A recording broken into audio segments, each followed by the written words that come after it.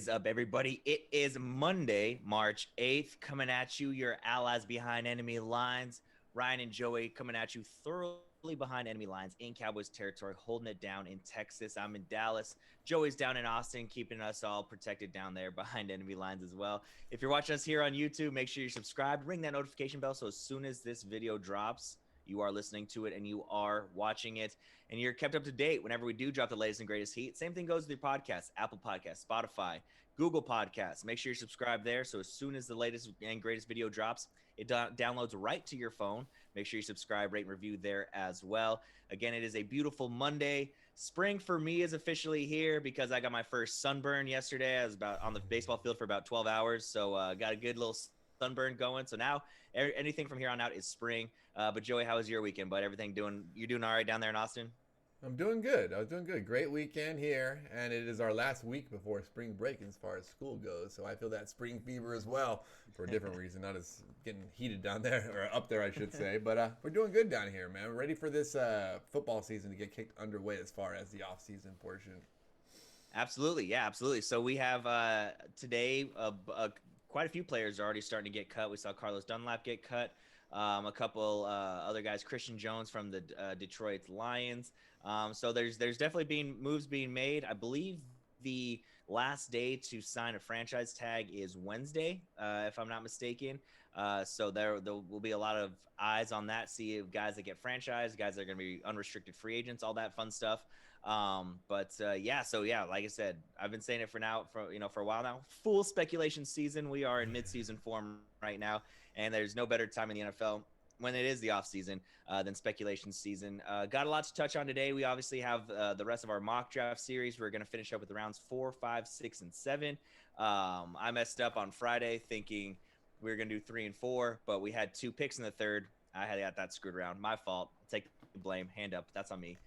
So today we'll finish up with rounds 4, 5, 6, and 7, mostly because those 6th round, 7th round picks, kind of guys you're taking flyers on. There's not going to be a whole lot of analysis on it, but I feel like 4 and 5, we can get a couple guys that could really help the team, and if not immediately, pretty quickly after. But a couple news and notes that came out since we last talked. We no longer have the first women of football, which was our Washington football team cheerleaders. Obviously, we know all the terrible stuff and kind of the heinous stuff that went on with them, allegedly, whether it was proven or not, with Daniel Snyder and some shareholders, things like that. So they're doing away with the cheerleading squad, and now they're going to do a co-ed dance team, and they're going that route, which they're not the first in sports. The Dallas Mavericks, they kind of took a similar route here after some stuff came out about the CEO that wasn't great, kind of similar to what we saw here with Washington. Not quite as bad, but similar in nature. I actually had a friend that was on the Dallas Mavericks cheerleading squad for a couple seasons, and so when that happened, she was obviously kind of torn up about it. She said it wasn't really fair. But it is what it is. You got to do what you feel like is going to look good towards the public, and I feel like that's the move that they're making here. So no longer going to see definitely not going to see a Washington cheerleaders calendar. Like I said, the in-game atmosphere, if they're allowing fans this season, will be a little bit different with that co-ed dance team. What are your thoughts there? Oh yeah, definitely. It's gonna probably get more of a college. I think more of a college approach. We do know the college teams have the both male and female, dancers out there. So maybe you could allow for more routines, more of those old school routines where throwing people up in the air and doing stuff like that. But that's kind of how I see it going. It doesn't have to be a complete reinvention of the wheel. I think they can incorporate and kind of change the direction of what that means to be a dancer versus a quote unquote cheerleader. So I think it's another great move by the new culture of this team to go ahead and be more progressive, and that means to kind of get rid of the old cheerleader aspect for women who are supposed to be out there cheerleading. Now they can be out in the field doing multiple types of things that we can see now, coaching, even playing in the college ranks and hopefully maybe one day in the pro ranks. So it's definitely a good step in the right direction as far as, our social awareness and awareness of where we are right now in our country.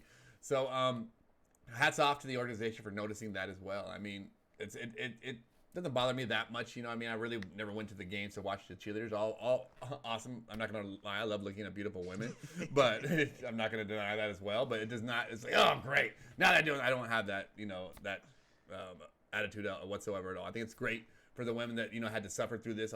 Unfortunately, that had to be put in that awkward and terrible situation. So I think that's a great way to correct that wrong from our past. Yeah, no, I agree. I agree. Attempt to. Yeah, for sure. I didn't even think about, like you said, the old school kind of throwing people in the air, seeing if we can. That stuff's cool. They have competitions of that on ESPN sometimes when it's a slow season. So no, that's a good point. And like you said, if you do have kind of that, oh great, I'm done with football because there's not girls dancing out there in tube tops and roughly skirts. Might need to take a look in the mirror there, bub. If that's what's keeping your that's attention. why you're watching football. Yes, exactly. You're not a football fan in general. They have places for that somewhere. And 9 times out of 10, it's on the internet for free. So I'm just saying, if that's what you're after, by all means, do what you gotta do. But one other thing, now cannot confirm the legitimacy of this story, but apparently there were a couple hundred Twitter accounts that were created with the sole purpose of talking up Daniel Snyder and the job he's done with the Washington football team. They were very clearly all bots or automated Twitter handles and things like that. PFT commenter, who is a guy over at Barstool Sports, he's a big Washington football team fan, hosts the #1 sports podcast in the nation. The podcast right underneath that you're actually watching right now, the #2 podcast in the nation. That's maybe one day, but yeah, he kind of dug this up and was doing some research. So like I said, he does a lot of satire stuff and satirical writing. That's obvious. That's what he's kind of made his career on and how he's got recognition. So again, he can't fully confirm the legitimacy of it, but the evidence that was brought forth was pretty condemning in favor of PFT commenter and not in Daniel Snyder's not backing him up. So I mean, if it is true, if it is legit, I think that's just another bang against old Snide piece, and just kind of shows maybe it's time to turn over the reins, buddy. Jeff Bezos is trying to buy it. Why don't you just go ahead and turn over the reins? I know it's probably not going to happen, but I think everybody would benefit from the separation of Daniel Snyder and this Washington football team. I believe as well. I think that what they say, a phony report that had gone around right before we had aired on Friday about them talking about the NFL recommending that Dan Snyder sell the team. I don't think that. I mean, that report can be. I don't think that came out of nowhere. I think that comes out of response to all these things that are going out, as far as, what's going on with him and what's been done here in the last couple of years as far as his managing of this organization. So I think it's getting closer and closer. I don't know how much, we have, like you said, we've had Bezos talk about his, and not only that, but the willingness of other owners to work with someone like Bezos as well, which is always a huge piece, because the owners got to decide on that as well. But I think that it's coming soon, and I wouldn't be surprised if it's before we launch this new name off that Daniel Snyder does not own this team anymore. I would be all right with that. I would be all right. I'm telling you, the Washington Prime would be pretty dope. That would be prime time. But those are just a couple stories that I wanted to touch on before we got into the. Also, I don't know if you noticed that as well. They did talk about not officially releasing the draft, the salary cap yet. It hasn't been made official yet. So until they do that franchise deadline is going to have to be pushed up or something. So I think it was tomorrow or Wednesday. I'm pretty much sure it was tomorrow actually. But it's not. Okay. They have not released that salary cap officially yet. So until they do that, no one can be mandated no one can be held accountable, I should say, for their franchise tagging until that's done. Yeah. So yeah, that's a good point. So all the talks of how much cap room we have, that's all speculative as well, obviously, because like you said, nobody knows the official hard number. They can kind of have some rough estimates of what it's going to be, and so that's what kind of projects it. But yeah, so that's gonna just another kind of wrinkle in this whole situation of what's going to happen, one way or the other with numerous teams across the NFL. So it's only begun. But rolling into our mock draft series again, we are going to starting in round 4. We've already drafted obviously the first 3 rounds. I have Christian Darrisaw, which done a few mock drafts between Friday and today. Haven't been able to get him yet. He's always falling between 15 and 17. So hopefully he can squeak in there. That's why I had it number 1. Number 2, I have Dylan Moses, uh, linebacker out of Alabama. Third round, pick 1, we both had Amari Rogers out of Clemson, and then I had Brevin Jordan out of Miami with the second pick in the third round. Joey, why don't you give us a recap of yours? Oh, well, I will have the recap up here in a second if I get the right screen on there. Oh, there we go. As you can see here, I have Rashawn Slater, the offensive tackle. He tickles people as well out there. Offensive tackle. That's deadly. That's deadly. You imagine he's Von like, Miller coming around the corner. He's like, come on. I'm trying to get to the quarterback, coach. He keeps tickling me, man. I'm going to get you. Yes, there's their dad jokes right there. Used to our children as well. So Rashawn Slater out of Northwestern is an offensive tickler. Baron Browning out of Ohio State, who I see has been climbing boards a little bit. So this still might be very hard to grab him in the second round. So if we do, it's just I'm still going to hold on to that pick. I think Jabril Cox will probably be my backup. I think if that pick does go there, still trying to stay linebacker up in there in those top 2 picks. Third round, I went with Amari Rogers, as you did out of Clemson, someone that can come in and make an instant impact playmaker. And the fourth round, I went Hunter Long, tight end out of Boston College. So both of us went tight end there as well. So looks like we're on the same page so far, So I'm still not wanting to change any of these picks. Again, Hunter Long looks like he's dropping, and Amari Rogers looks like he's rising actually. Last time I saw him, you might be able to grab him in the fourth round. So who knows? This thing gets crazier and crazier as weeks go by. Yeah, no doubt. The Rashawn Slater thing, I mean, that guy looks like he might be a top 10 pick now. A lot of the stuff that I'm saying. So it's like you said, it's ever changing every day. It's probably a couple guys probably just dropped a couple spots right now. A couple other guys just raised it as we're recording this. So who knows? But I'll go ahead and start off the fourth round since you've been leading off the first 3. So this is going to be pick 124 in the fourth round. When I drafted my original number 2 pick at 51, I took Greg Newsome out of Northwestern, said that wasn't going to be my last corner. Well, then I obviously switched it to Dylan Moses. So this is going to be the first corner I take. And this is the guy that I've been eyeballing, and he's fallen right around this every time I'm doing mock drafts, every board I've seen. He's the 124th ranked player in the draft, the 121st ranked player in the draft. So we have a pick 124. So he's always falling right around in this range. So I think this is somebody we have a legitimate chance of getting. That's going to be Shaun Wade. Corner out of Ohio State. This guy, he's a little bit taller. As I've said, that the corners are kind of changing nowadays to where they're not always just the 5'10", 5'11" guys that are kind of fast. Like a lot of them are changing to these taller guys, 6'1", 6'2", that can match up with a little bit of these bigger wide receivers. So he's about 6'1", 195, can make big plays. Has the ability to intercept balls, doesn't have the greatest hands, but he's still going to be able to lock guys down. I think he's somebody that can come in and fill a need for us immediately. I think he's a day 1 starter, whether in that slot position, depending on what we do in free agency. But I think he's the guy that we would see suit up for us and get a lot of playing time, like we saw with our safeties in Jeremy Reeves and Cameron Curl, where they come in and they're difference makers, and they are if not a difference maker, at least a big time contributor to this defense. So I'm going Shaun Wade, corner out of Ohio State at pick 124. Well, I like the pick. And, I'm very similar as to where I like to go. I mean, love the school as well. Let me say another school that's full of winners. And Ohio State's one. As we know, we got a great pick at number 2 last year from Ohio State. And hopefully a good pick at our second round pick this year at Baron Browning. So I like the pick a lot. I think corner was, definitely where I'd like to go. I've talked about what I like in a cornerback, and that's these taller physical guys on the outside. And someone that keeps falling in this area that I think it fits all those molds and then some is Benjamin St. Just out of Minnesota, cornerback. I'll tell you why. This guy is 6'3". He's huge. Ooh. I think what Kevin King was probably the last 6'3" corner to come out. And that's a huge body right there. And starter, day 1 starter. He's but someone coming and instantly making an impact on our defense.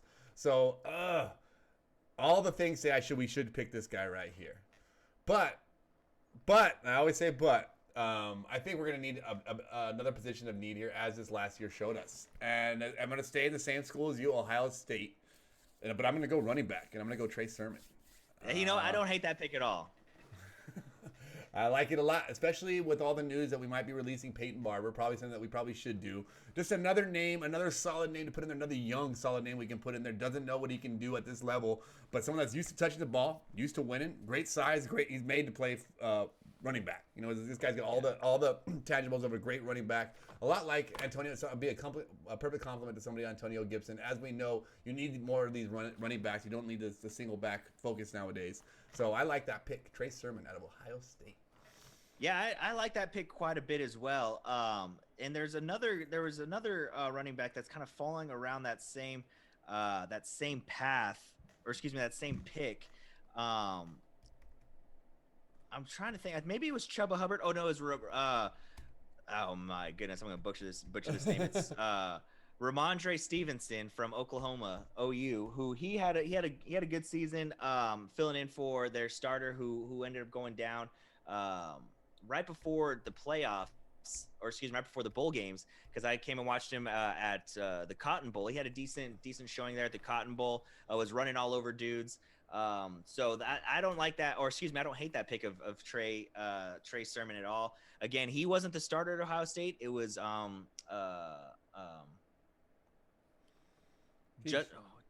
Justice Teague. No, what was his name? Master Teague. Master Teague. I knew it was a dope name.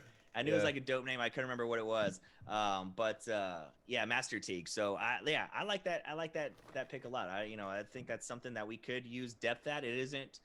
I don't know if it's a huge need to start off with, but like you said, you can get a guy in the 4th round pick that can make a difference, or at least contribute. I like it. I like that pick quite a bit. All right. So we'll jump down to pick 164, round 5.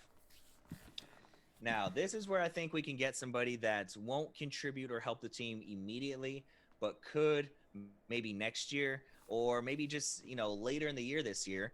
And I'm going to a prime position on this team, a position that we currently need some help with, a position that we just recently released a guy from, and that's going to be the quarterback position. Now, there's 2 names here that I would be willing to take. So if either of them are there, I'll be happy if we take one of them.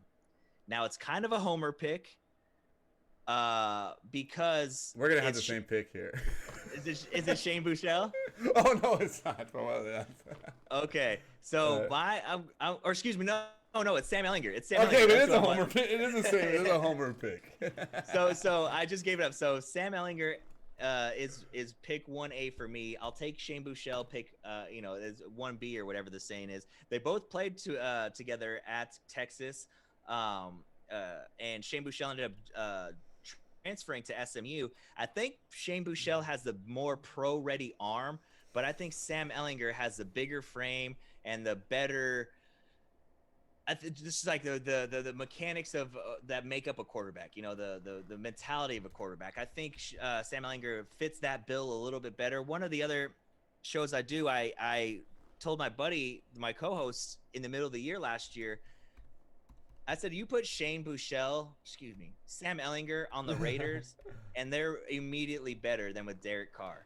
And he blew up and said, no way, no chance, no hell. So I'm a big-time Sam Ellinger fan. And going back to when they were playing together at Texas, I was on the Shane train. I thought Shane Buechele was the man. I thought they kept going back and forth between the two of them. I was like, get Sam Ellinger out of here.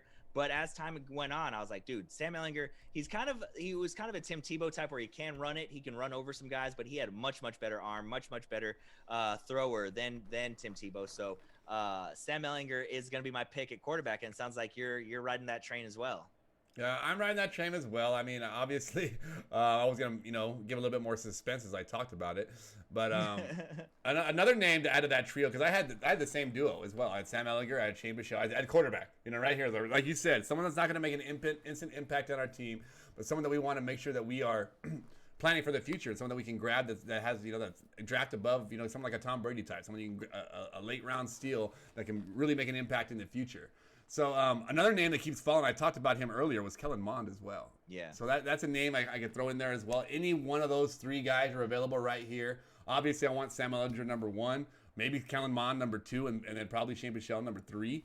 And Sam Ellinger, like you said, he's a hometown kid, someone that we've seen do a lot. But he's the second all-time quarterback behind Colt McCoy coming out of Texas. Yeah. And you think about all the quarterbacks that have come through here, Vince Young and all those great names that have come through here. And he won that job. And he had this, not only did he have that team believe, he had this city believing. Everyone was a Sam Ellinger, fan out here. You had, the kids in my elementary school all the way up to the teachers that have been following Texas for a long time. He had everybody. He's got that almost a mobile Drew Brees type. He's got that desire to win. He does what it takes to win. He has that that it factor we talk about, a lot like what we see in Heineke. He looks like a little young Heineke, someone like he's not afraid to put the ball down and run. He's tough, and he also can throw dimes. So this would be a great grab for our team and really shake up that quarterback room. We can get one of these young studs in here to really make an impression. So I'd really go Sam Ellinger, number 5, 5th round. Yeah. I agree. See, I'm right there with you with Buechele, obviously, and Ellinger. I don't think I want any part of Kellen Mond. I watched him. Now, look, I will say this. So I watched him since he was a freshman to now at A&M, and the amount that he's progressed is unreal. Like, he has progressed, especially the last 2 years under Jimbo Fisher. Last year was a little shaky. This year was much, much better. He's progressed as a passer. He's progressed as a decision maker. But I just don't want any part of him. I wish him the best. I don't wish any ill will towards him, but I don't know. It's just crazy. But one fun fact about Kellen Mond is with his helmet on, looks exactly like Nick Cannon. Every time I see him, I'm like, that's just Nick Cannon. I've never seen Nick Cannon and Kellen Mond in the same room together. So, who knows? But yeah, so that's funny. Two picks so far. We're on the same page, and a lot of it we're on the same page as far as position, just different spots. But I love it. I love it. Hopefully he can be wilding out. In Washington, so to speak, as I try to adjust these things here. All right. So, yeah, there we go. We got ourselves a quarterback. We're looking for, again, similar drafts. I think you went cornerback, I went running back. And I think other than that, we're looking pretty dang similar down there. Again, we don't talk about this stuff in between. So this is pretty, we're on the same page. We know what our team needs. Yeah, absolutely. So we'll go now to our 7th round pick. 6th round. 243, or excuse me, 6th round pick, 243. 6th round pick, pick number 243. So here I'm going to a spot that we saw that we were kind of surprised with the production we got out of it. And this is more so a depth thing because there are a couple question marks of depth at this spot. Again, it's no secret, or it's not by accident that a lot of these guys are coming from big time schools. Again, we've talked about, not only the development of physically, like, there's like 5 schools that if you go to, you're going to have a pretty good shot of making it to the NFL, whether it's as a practice squad player, whether it is as a late round pick, whether it's as a top pick, because they play the game right. They develop right. They play against the top competition. You're going against the top players at that, opposing side at practice day in and day out. So I'm going, Jacoby Stevens, safety out of LSU. The guy's a big hitter. He'll knock balls down. He'll good pass defender. He could be susceptible sometimes to the deep ball, keeping his eyes in the backfield. And so, that's a couple of the knocks on him, but he's a big body. He's still fast, still quick. Like I said, he can play the ball really, really well, but he'll also lay the wood on you. And we already have 2 guys back there that'll do that for you with Jeremy Reeves and Cameron Curl. But with the questions of Landon Collins and what we're going to be ended up doing with him, one way or the other, I think safety is a place that we could gain some depth at. And I think this is a guy that can fill that spot for sure. Good. So we both went safety. That's why I was trying to enter this in there. So what college is he out of? I didn't get to catch this college. LSU. All right, LSU. All right, so I'm going to go safety right as well. Wow. And that's great. And what does this? No, we don't have a 6th round pick this year, so it's 2 7th round picks is what we have. That's what I thought. Yeah. So I don't know why I was trying to correct you. Yes, 2 7th round picks. So I'm going to go safety out as well, and I'm going to be a homer here, and I'm going to go Caden Stearns out of Texas. Again, okay. he's a junior. I think he started the last 2 seasons. A big guy who's very versatile. So if we do end up getting rid of Landon Collins, he could definitely slide into that position. Someone that can come inside and play sub LB. Someone that can cover tight ends. And again, someone I think we can take a chance on that secondary. I think that we feel like we have good corners back there as far as Reeves and Cameron Curl and the question mark of Landon Collins. I think we need one more rotation in there. That's someone that's going to be a young stud. And I like the pick of Caden Stearns there, And what he's done here in Texas has been great. Yeah, absolutely. Yeah, I mean, look, a lot of times you kind of have an affinity for, or like guys that you watch a lot, so that's gonna happen. And a lot of times too, when you do watch guys, you know what their strengths are and their weaknesses are. Um, so a lot of times it's not a homer pick; it's just what you see is what you get. And I think that's probably the case there with Mm. with your pick. So I was going back and looking at some of my notes of Jacoby Stevens. He started in 19 games for LSU. You know what their record was in those 19 games when he started? Lost two. 18-1. Pretty close. Yeah. Ooh, So pretty close. we talk about that winner's mentality. We talk about a guy that's used to winning, a guy that's going to want to win, a guy that's going to stay hungry. Jacoby Stevens fits that bill. So for our last pick in the 7th round, pick 245, this is going to be a pick where I think, again, taking a flyer on a guy, there's probably better fits, better needs, better probably better skilled guys or better guys at this position. But again, kind of what I just said, you watch guys a lot, you know what their strengths are, you know what their weaknesses are, you know what they can do, you know what they can't do. So I'm actually going to go with another wide receiver, and it's going to be Jemon Osbin, wide receiver from Texas A&M. Now, he's not the biggest dude, he's not the fastest dude, but he's very shifty. He can do a lot of things. We've talked about how our special teams needs so much work and needs so much help. Well, this is a guy similar to like a Tavon Austin, similar to one of those guys where it's like you get the ball in his hands. Percy Harvin when he was in the league back in the day. Get him in, get him the ball, and kind of let him work. I think this is a guy that can help us with punt returns, a guy that can help us with kick returns. He's 6'2", 218, so he's not like you say, he's not a small dude by any means, but he's very quick, he's very shifty, and he can be used a lot. In A&M, they used him split out wide receiver. Sometimes they'd have him come out of the backfield, and I don't like wasting top picks on guys like that because it doesn't always seem to translate well to the NFL, or sometimes it does, sometimes it doesn't. And so that's why I'm willing to take a flyer here at the 7th round for Jemon Osbin, the wide receiver out of Texas A&M. So Jemon Osbin, wide receiver. Again, we don't know what's going to happen with our wide receivers. I don't hate the pick. I'm going to just throw something against the wall for this 7th round last pick in the draft. And it's something that we need. This guy hopefully comes in and competes and becomes a day one starter. So I'm going to give you a what could you possibly draft in the 7th round that could be a day one starter on your team? I'm going to give you that guess. What position do you think I'm thinking Kicker. of right now? Kicker! Yes! The lonesome kicker. And I don't know how many kicks. I haven't seen a lot of kickers go in this mock draft, to tell you the truth. So it's going to be hard to see who we get, or who is, as I look at the rankings of the kicker, there's a lot of people out there.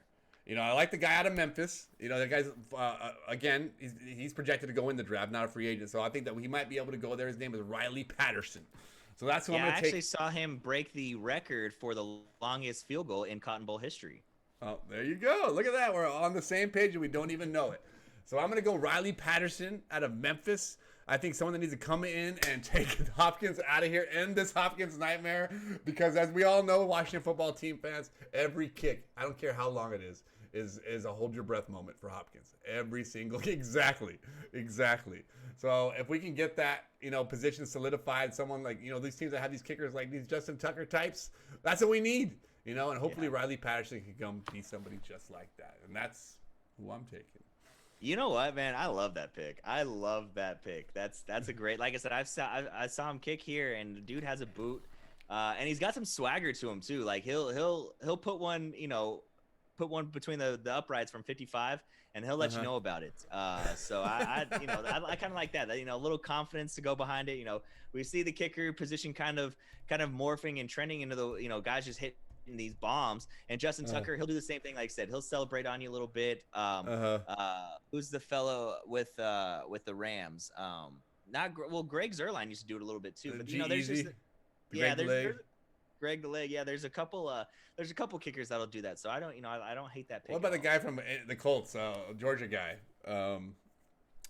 Rodrigo Blankenship? Yeah, Blankenship. He's got some swag, even though those glasses are some swag. I don't care what you say, those glasses are swag. It's so much no swag that it is swag. Having no swag is swag. It's not like the hipster. He's like the hipster kicker. Oh. Yep. Well, right on. So there you have it. You have our full 7-round mock. Hopefully. Who's your wide receiver again? I'm trying to fill out this board as we're talking right now. So your wide receiver, your last pick was Jemon Osbin. So it's gonna be Jhamon. Jhamon. And then Osbin, Ausbon. Ausbon. And he is a wide receiver out of A&M. Yep. All right. Awesome. Well, now as soon as I put this in here, I can put our full board on. You're not gonna be able to see it, but the lovely people at home will be able to see this. As you can see here, there is our completed draft board for. It's a labor of lust, or it's right below you. Actually, you're looking down. So if you look down, I had to move around to get to the seventh. Yes, there we go. So just to recap, Ryan's gone offensive tackle in the first round. Dylan Moses out of Alabama in the second round. Amari Rogers, wide receiver out of Clemson. Brevin Jordan, tight end out of Miami. Sean Wade, cornerback out of Ohio State. Sam Ellinger, quarterback out of Texas, hometown hero. Jacoby Stevens, safety out of LSU. And wide receiver Jemon Osbin out of Texas A&M. And myself, Rashawn Slater, out of Northwestern, who was I saw that steal a long time ago. That's why he's falling. He's at 9. I'm taking him at 19. He's there. Now everybody else they saw my mock draft. They're like, oh man, Joey's saying we better drop him down the board. But same thing with Baron Browning. They must be watching my show. Those two guys. They saw those diamonds in the rough. So Baron Browning in the second round, Amari Rogers in the third round, Hunter Long, tight end, Boston College, fourth round, Trey Sermon, running back Ohio State in the fourth round, Sam Ellinger out of Texas. There we go again. Caden Stearns, safety out of Texas, and then Riley Patterson, kicker out of Memphis, to end off our seventh round. I love it. I love it, as we man. said, we reserve the right to go back and change any of these picks if we feel the need, as we continue to speculate and as free agency moves come across. Yeah, for sure. And a lot of times when people do these mock drafts, they want to get, you got to get the best value, or you got to get, this, you got to get that. What do you always say when it comes to drafting? What do you always say? You personally, there's always something you always say. I always say best player at the position. Right. Go get your guy. Right. Yeah, whatever you need, go get your guy. Whatever you need. If you need him, exactly. If you need the guy, get your guy. Don't get too caught up in the analytics. If you need an offensive tackle, and all of a sudden some guy that you weren't even looking at drops before, you're like, oh, we gotta take him. Do not knee-jerk reaction draft those guys. Stick with your plan. Stay the course. It's probably what I probably say more than anything. Stay the course. Stick with your plan. Go get your guy. If you want him again, look at Dwayne Haskins. Again, first round picks don't always work out. We just learned that recently. Don't be afraid. And they saying that Montez Sweat was originally going to be that pick. A lot of people wanted Montez Sweat to be that pick, and luckily they end up making the deal to get him. So we would have got Montez Sweat and somebody else, probably a wide receiver. Who knows how different this team would look right now. So stay the course, as you said. Get your guy. The one you want, get your guy. Absolutely. Yeah, that's the biggest takeaway. And don't let Dan Snyder make any picks whatsoever. Disconnect his phone. Disconnect his phone right for the draft days. He can't come in there and try to invade anybody. Disconnect his phone. Make sure he's out on his boat somewhere. Turn off the GPS and just leave him. Do something. But yeah, so we'll I don't know. Do you want to post those on Twitter and kind of just get some reactions from people? Oh, definitely. Can you do that? All right. So so we'll post those on Twitter. Let us know what you think, what you don't like, all that good stuff. Make sure you do that here in the comments as well. For each video here of the YouTube, not for the whole show, just our draft. We don't want you guys telling us what you hate about our show. I hate this guy. It grinds my gears every time you guys talk about Texas. Who cares? We know you're in Texas. Stop talking about Texas players. It's true. Hey, that's the little Texas touch we'll put on this show, right? Hey, every exactly. We can't hate everything in Texas. We just hate the Cowboys. That's it. Exactly. And I do hate A&M, but that's just because my wife went there and we have our own rivalry. So like I said, every there's a ton of Washington football podcasts out there. That's just our little special, unique touch. Aside from our witty humor and charming good looks, but that's just aside. And our musical gifts, And we know we blow that victory trombone. You guys be excited for that next year. Shoot, depending on how the draft goes, might be blowing the victory trombone for the draft. We'll see how. Or free agency. We make a free agency move. We're blowing that victory trombone on show that day. So. I love it. All right. Well, that'll do it for us on this edition. Friday, who knows what happens between now and then as far as free agency, franchise tags, things like that. So to make sure you're up to date, make sure you subscribe, ring that notification bell here on YouTube, rate, review, subscribe, download, all that good stuff on Apple Podcasts, Google Podcasts, Spotify. We're also on SoundCloud, so you can find us there, all by searching Allies Behind Enemy Lines. Obviously, if you're already here on YouTube, you probably did that. But again, here on YouTube, you can find us Allies Behind Enemy Lines. On Twitter, at AlliesBEL. And we're on Facebook as well, Allies Behind Enemy Lines podcast there. So pretty much anywhere you want to find us, you can. So go ahead and give us a like I said, review, rate, subscribe, all that good stuff. Tell a friend, tell your family, tell them that you listen to the best Washington football podcast you've ever found. Joey, before we head out, you got anything before we get out of here? And not much, just interested to see what we do with our franchise tag this week. I think Brandon Scherf is probably the only name that even pops up. But we'll be able to talk about that on Friday. But it's that week we talked about where it's going to be a bloodbath. So hopefully they drop that salary cap so we can start to see the blood fly. You know, it's funny that you said bloodbath. You said that back on Friday. I was listening to a podcast, and I'm going to forget the guy's name. He's on Good Morning Football. Peter Schrager? Is that his name? Peter Schrager. Peter Schrager. He was a guest, and he literally used those words. He said, man, this is going to be a bloodbath. Like, you think you know? He said, you have no idea what you're going to see when it comes down to these teams cutting to get down beneath the, to get underneath the salary cap. So, that's coming from a guy that's plugged in just as much as anybody, a guy that talks about football day in and day out. And he used those same. And that's who I got it from. I think that morning. I think I got it from him. Good Morning Football. So I'm glad he's using his same lingo. But that's exactly what he said. And just a quick couple corrections too, as some people do watch our podcast and let me know when I do make mistakes. I said Tom Coughlin when I meant Urban Meyer a few weeks back. I think it was talking about. I was wondering. You said, I was like, what does he mean, Tom Coughlin? I was like, and yes. He was the first coach of the first coach of the Jaguars, for those who don't know. So I don't know why he even popped in my head. That's some old man stuff going on there. But and as well as Professor Macklemore. It wasn't Dr. Macklemore. It was Professor Macklemore. That was like right after I did that. That was a self-reflection. As soon as I said, it's not Doctor, it's Professor Macklemore. So if you went and looked for his old music, look for Professor Macklemore, not Dr. Macklemore. I don't know what's worse, Professor or Doctor. I mean, it's just, you could be a professor and not be a doctor. Man, you can be a doctor and not be a professor. Right. But you could also be professor and a doctor.